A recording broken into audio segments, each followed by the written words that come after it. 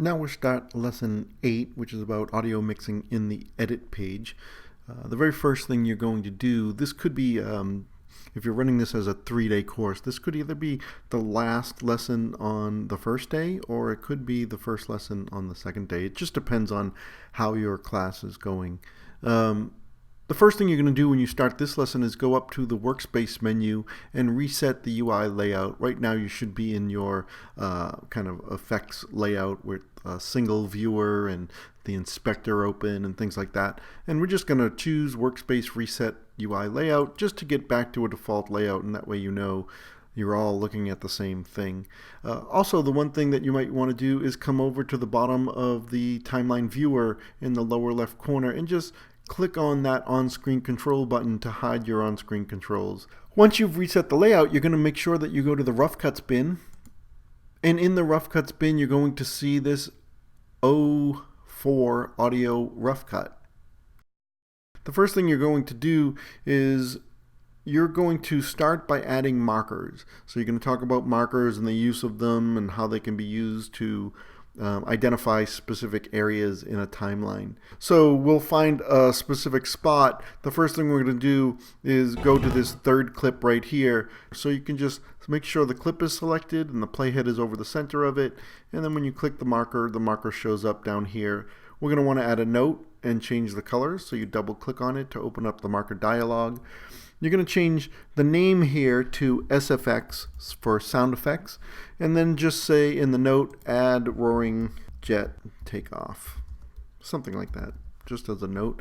And you can make these markers a different color using down below here. So if we want to use red as the color for our sound effects, you can just click on the red marker and we're done. The next one we're going to go to the Maldives. So we're going to go hover our mouse, position our playhead over the center of the Maldives, select the clip, and this time you use the keyboard shortcut, which is M to add the marker and M to open up the dialog. And again, SFX will be the name, and add overhead prop plane, and then make it red.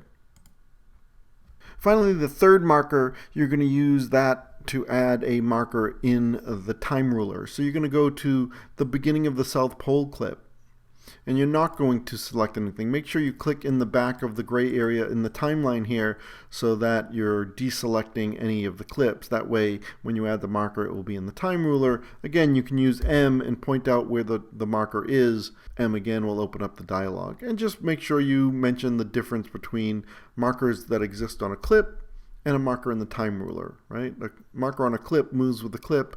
A marker in the time ruler marks that point in time. So I'm going to type in SFX for this, and this is going to be a loud prop plane, and then we'll make it red.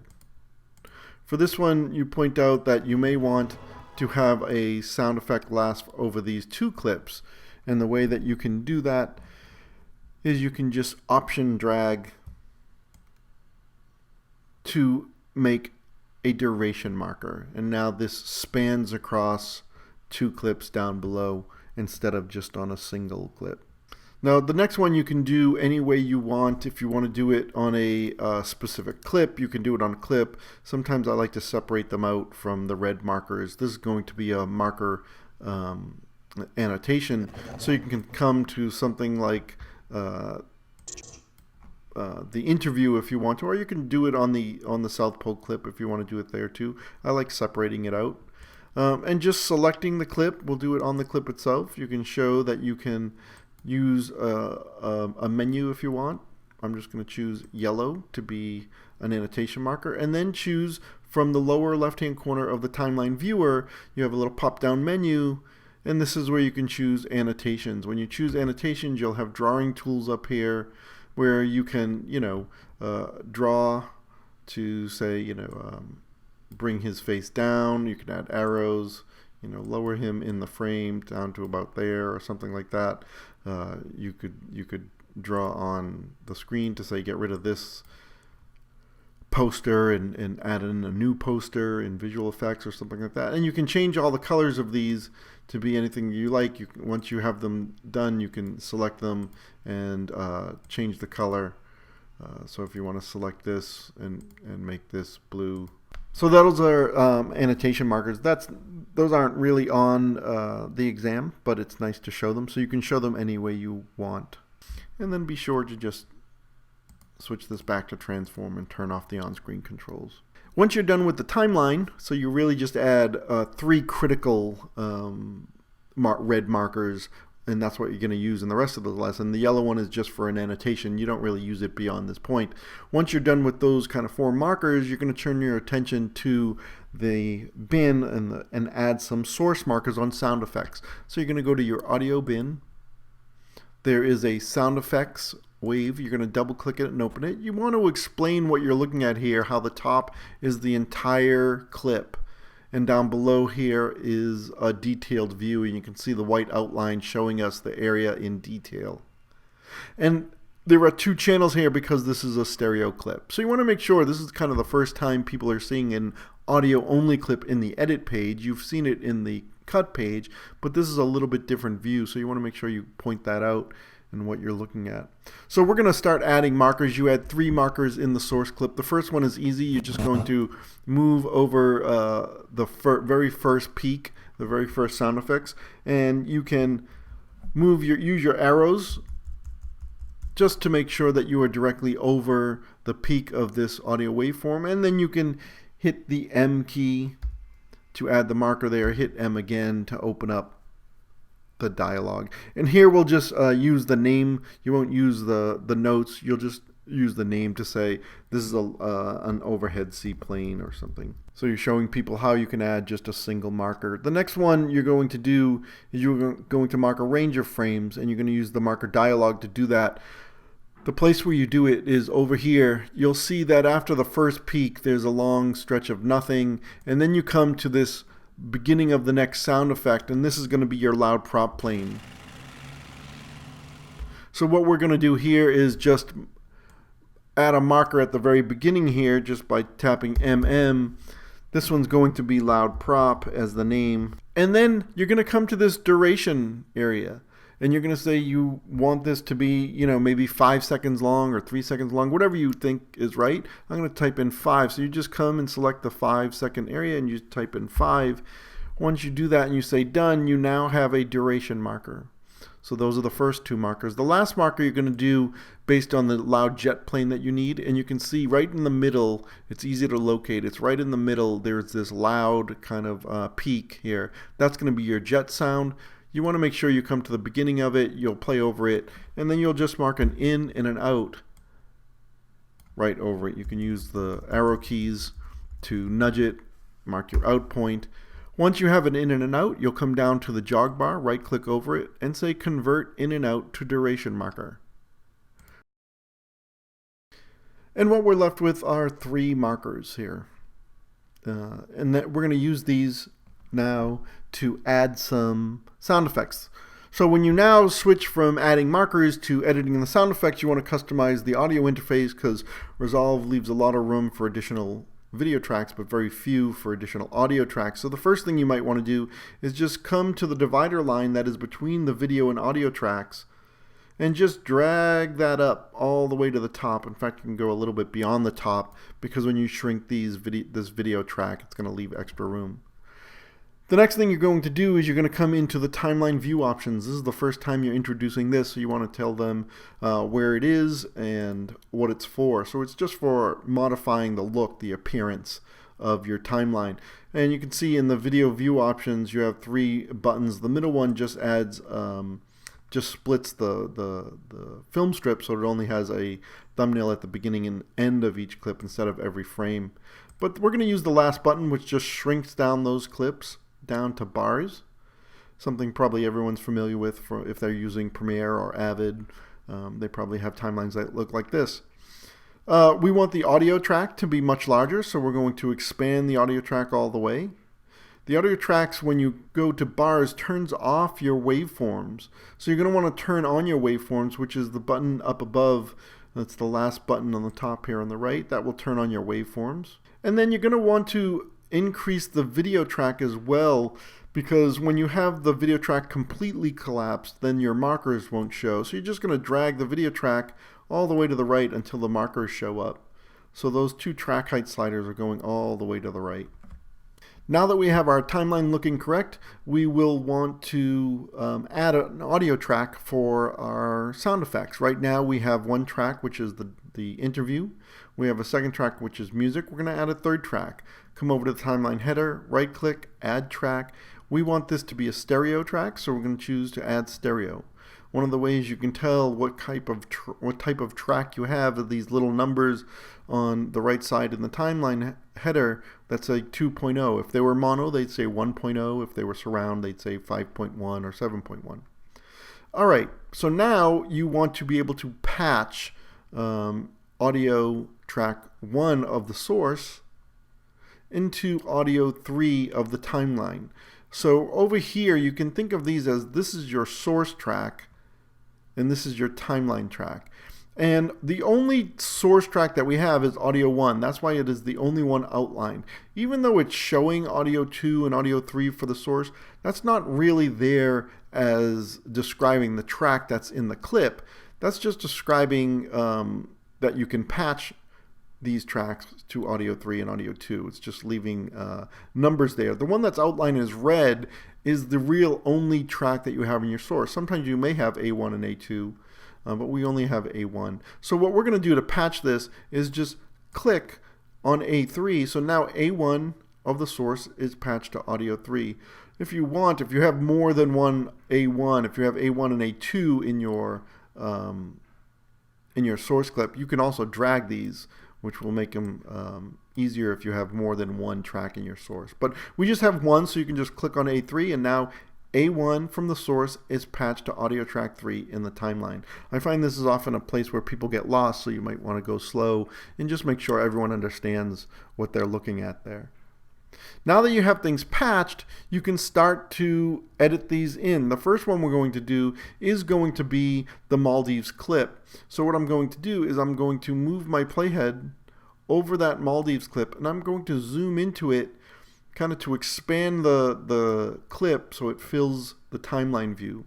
Now I'm going to come up into my source viewer, and we're going to work on finding the markers here, the sound effects here, and adding them to this Maldives clip. So if we want to go to the first marker, you can just drag your playhead, but you can also hold down Shift and use the up and down arrow keys to jump to different markers. So the up and down arrow keys by default, just alone, will move you to the beginning or end of a clip in the source viewer. But if you hold down Shift, it will jump to different markers with the up and down arrow keys. So we're just going to hold down Shift and use the up arrow key to move to the very first marker, and that's how we know we're right on the correct sound effect. So we want to edit this sound effect onto this clip. So what we're going to use is you're going to use the same replace edit that you did in a couple of previous edits when you replaced the landing clip. So this time we're going to add a sound effect, and that's really what the power of the replace edit is great for. What we're going to do is line up the playheads. The first thing we're going to do is say, okay, this playhead in the source is over the loudest point of this sound effect. So we're going to find the loudest point. If we're the cameraman and the timeline viewer, we're going to find the loudest point of the sound, where the sound would happen. So I think right when these the landing gear of the seaplane shows at the top of the frame, if I'm the camera person here, this is where the sound would be the loudest. So now the timeline playheads are in the same spot. They are in the spot where the sound and the picture line up. Now, if we just do a replace edit and we are patched to go from A1 to A3, the replace edit's going to look on audio track 3 and say, well, there's nothing on there, so I'm going to replace the entire clip as long as this source clip. And we don't really need it to be that long. We only need it to last the length of the Maldives clip. So I am just going to tap on the X key. If you remember, under the Mark menu, the X key is Mark Clip. So it makes it really easy just to come in and set the duration for this sound effect by hitting the X key. You'll have an in and an out in the timeline now. So when we do our replace edit, it will limit the sound effects to the duration of this Maldives, but it will edit it from A1 to audio track 3. So now you can just hit replace edit, it lines up the sound effect to be on the loudest part of the peak audio, and we can just play that back so you can hear it. And it's a perfect alignment. So the replace edit's great for things like, spotting sound effects to picture. It makes it really easy just by lining up the playheads. All right, we're actually going to put a pause on our sound effects, and we're going to do some color coding of the tracks, because right now what we have are our dialogue tracks on 1, which are navy blue, and our music on audio 2, which is green. And we're going to make our sound effects, now that we have one, we're going to make our sound effects a different color. So we'll right click over audio 3, come down to change track color, and make it like a lime. So now we have colors separating our different types of tracks. And I'm going to Shift Z to see my entire timeline. And this is going to make it really easy when your dialogue grows to 5, 10 tracks, and your music grows and sound effects grow. You can easily parse the timeline just by looking at the track color. All right, so let's continue on with our sound effects. We're not going to do much in terms of editing, but in spotting the sound effects, our markers are going to come in to help. And the way we do that is when you have a small timeline, these markers are pretty easy to locate. But when this timeline grows to be 30 minutes, an hour and a half, whatever, these markers are going to be harder to find. And that's why you're going to use the edit index. In the upper left-hand corner, you're going to click on the edit index. The edit index shows you every single edit that you've made in this timeline. We don't really need to see every edit. We're going to use this three-dot option menu in the upper right of the edit index, and we're going to say only show us markers. Now you can say all markers, but we used red markers, so you might want to just say, just show me the red markers. And now we've whittled ourselves down to only showing us the red markers in the timeline. And much like a bin, you can filter out the columns that you don't want to see. So if I want to right click over these columns and say, yeah, you can show me the number, but all these other things, really, we're going to turn all of them off going down until you get to the color and the notes. And really, that's all you need are 3 things: the number, and then at the bottom, color and notes. And now we can see we have red markers, and you can click on them to jump between them in the timeline. So the first thing we have here is one that we haven't done yet, is add a roaring jet takeoff. So you click on that, and it will jump the marker to the timeline. And you don't have an edit index in for the source viewer, but what you do have is a marker list. And what you do is you come up to the source bin, switch it to list view. To the left of the sound effects name, you're going to see this little disclosure arrow. You open that up, and now you have markers that indicate the different effects or markers that you've added. You have little clips. And if it's a duration marker, these actually act as subclips or kind of multiple in and outs on a single clip. So it makes it really easy to mark different sections of a clip and use that as in and outs in a timeline. So I'm just going to come to my jet takeoff, which is here in the name. Yours will be named, mine isn't. So, but if you want to use it from in to out, all we're going to do is just drag and place it on audio 3 and line it up where roughly we want. And if we played it, it works pretty well. Of course, you'll have to, nudge it and trim it out, but getting it spotted into place is half the battle. The next thing you're going to do is go to loud prop plane in your edit index, click on the name, it jumps the playhead in the timeline. We're going to come up to our bin, loud prop plane, and just drag it underneath there. And if you want to stretch it out or trim it out, you can do that, and then you can just play it. Or to make the music.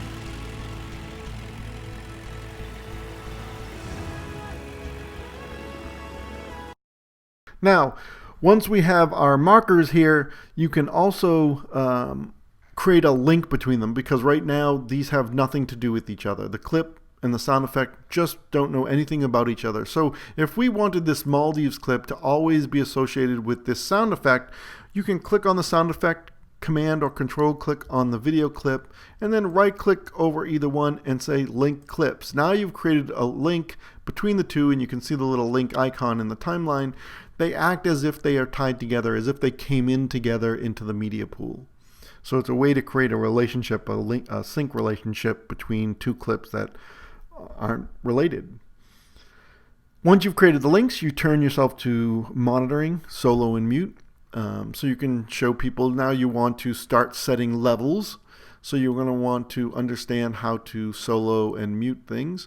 So you have these solo and mute buttons on every single track. If we just want to hear our dialogue, we just click on the solo button, and now we're only going to hear him speaking and nothing else. So we're going to start with that primary audio track, which is for us is his interview. You start with your primary audio track when you start setting levels.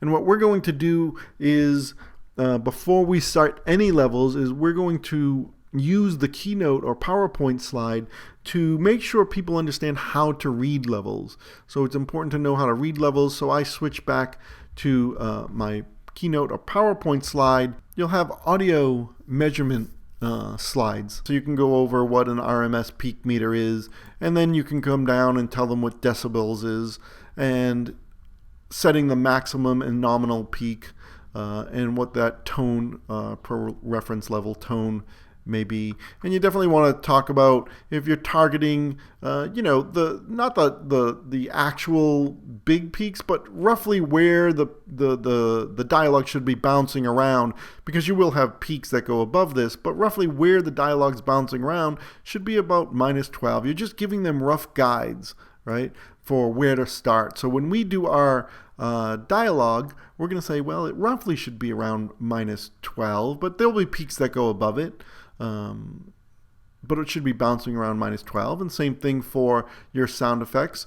Target them to be, depending on what they are. If they're cannons, they're going to be up here. If they're just small little ambient noise, it might be a lot lower. And same thing for music. You're giving them targets for when they go to the meters, what to look for. So we're going to jump back into Resolve, and we're going to target these primary audio track first, which is, for us, the dialogue. So you're first going to select them all. Just drag a little selection rectangle around the audio on audio track 1. Then you're going to right-click over it and choose Normalize Audio Levels.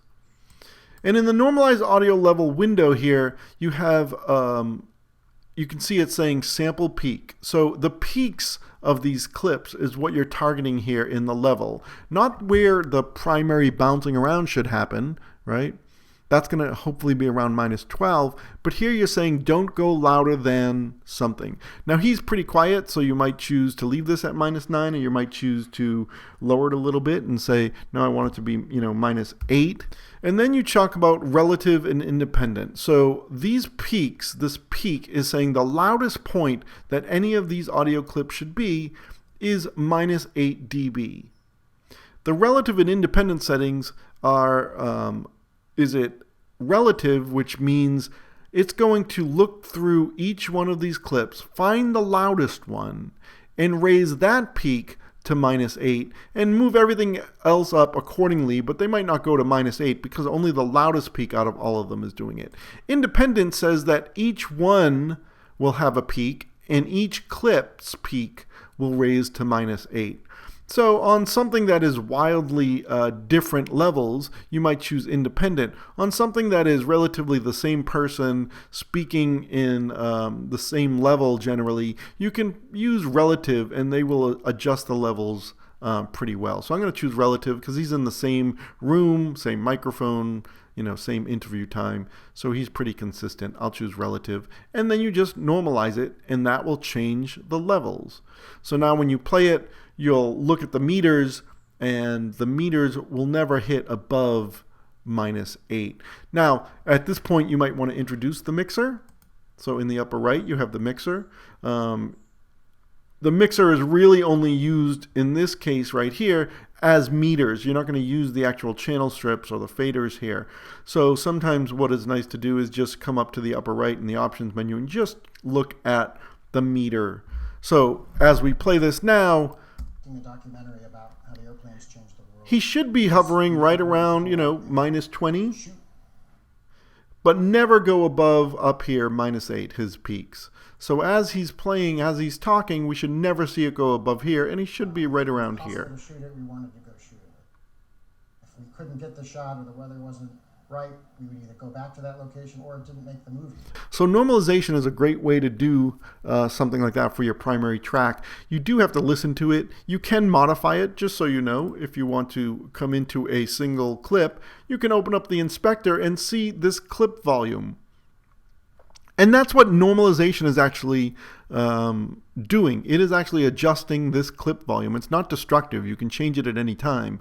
So you can see the adjustment made on the clip of whatever is selected. So if you did want to modify it, you could just come up and say, this one's a little bit too low. I'm going to increase this or lower this. All right. The next thing you might want to do is we're going to come down and deal with our sound effects. So I'm going to turn off solo on audio 1 and turn on solo on audio 3. Now we don't have a lot of sound effects, so we're going to have to do with what we have. And in this case, we're going to kind of assume that we want these clips to be at the same level. So the first thing you might do is set the first level. So this first sound effect, how loud should it be? And this is a background sound. So as we play this, we really want this to be around minus 30. So what I'm going to do is select this clip and I'm going to play it. And instantly you can see it's very loud. So I'm going to come up to my volume level in the inspector and just bring this down maybe to around minus 20, right around there, and see how loud that is. Not bad, but for a loud jet, maybe it's a little too quiet, so I might go to minus 15. So it's going to end up being around minus 15, but you'd like people to play it to get the idea and the feel of setting a level and looking at the meter. So now when we do that, it should bounce a little bit louder than minus 30, but not too much, and that's probably good for a background sound, at least to begin with. Now let's say that we want these other sound effects to have that same adjustment level. What you're going to do is show them copy and paste attributes. So I'm going to select the audio track, go to Edit, choose Copy, select the remaining clips, and choose Paste Attributes. This time in the Paste Attributes window, you're just going to choose Audio Volume and then Apply. So now these other tracks have the same adjustment as this first clip. And if you edit like sound effects on the same track, it's a really easy way to get things roughly in the same level. All right, the last thing we're going to do is talk about this music track. And the music track is a little bit different than the others in that it needs different levels at different times. So the first thing you might do is say, when he is not speaking, like after his dialogue, I'm going to solo it first and turn off solo for 3. When he is not speaking, you'd like the levels right around, maybe minus 20. So you're going to play this, and he is bouncing right around minus 20. So maybe that level by default is pretty good. So we're going to leave it at that point. But when he is speaking, you need it to be lower. So I'm going to come to where he ends speaking, and I'm going to set a keyframe by option clicking on the line. Now you might be a little bit more precise when you're doing this for real, but I'm just going to back up my playhead a little bit because we need to lower the level, and you need to lower the level. To do that, you need 2 keyframes, a starting point and an ending point. You might want to zoom in on your timeline to make it easier to grab these. So this is where I want the keyframe to end, and this is where I want the ramping to begin. So I'm just going to lower this down, and I'm going to lower it down to, I don't know, minus 20. I'm going to come back and play this portion of the lowered portion and hope that it ends up right around minus 30. And then it raises up, right? So while he's talking, it's very quiet. So now I want to do that same thing kind of on the opposite end when he starts speaking. I'm going to come and right when he starts speaking again, maybe just before it, I'm going to option click to add a keyframe. I tend to like to do this in the inspector because I find it easier than option clicking and lowering the volume. And it's just like we turned on auto keyframing. When we add a keyframe on the timeline, you can just move the playhead, come into the inspector on the clip volume. You can see there's a little diamond already ready for auto keyframing. So if I say at this point I want it lowered, if I lower the volume here, notice that in the timeline, it's actually added a keyframe and you are adjusting the level. So you can be a little bit more precise than dragging if you use the inspector to add and manipulate any of your keyframes. So now when he's talking, Hopefully it's right around -30. Maybe it's a little loud, but not bad. So I'm going to leave it there. And you would continue to do this for the remainder of the timeline. We're not going to do that. You just want to give them a taste. If you want them to have practice doing it, they can do the whole thing. But in the class, if you're tight for time, you can only do the first 1 or 2 and move on, since they'll get the idea and they can continue on their own. The last thing you show here in this lesson is just to come over to the music track and talk about fading up. And just like video, you have these little audio handles where you can just drag in a fade and drag maybe the beginning of the music kind of halfway in so it fades in. And that's the end of this lesson. The next lesson, you'll continue on with the same project and you'll begin with the Fairlight page.